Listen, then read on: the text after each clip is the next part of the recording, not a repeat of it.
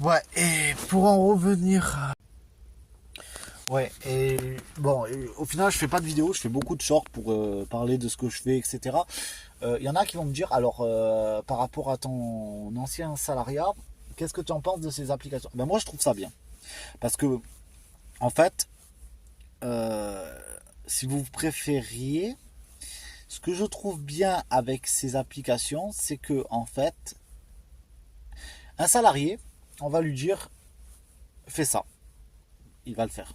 Voilà, c'est simple. Un, un rider ou un driver d'application, on va lui dire fais ça, c'est oui ou non. Ça, c'est bien.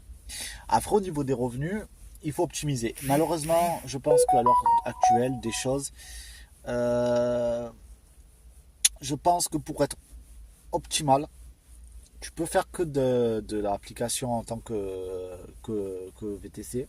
Tu peux être rentable, mais prépare-toi à bosser quand eux ils veulent. Ce qui est normal. En fait, les gars, comme je vous ai dit, tu as un restaurant, tu es patron d'un restaurant, tu vas pas dire frérot, j'ouvre à 7h, 6h du matin et je ferme à 10h. C'est logique, ça.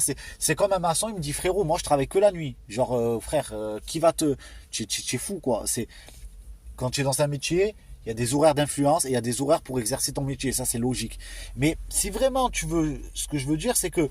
En fait, le problème du VTC, c'est qu'à plein de temps, en fait, c'est un travail soit de nuit, soit alors c'est un travail où tu peux faire, par exemple, tu vas faire 22 heures minuit et après tu vas t'arrêter et après tu vas reprendre à 4 heures du matin jusqu'à style 10 heures.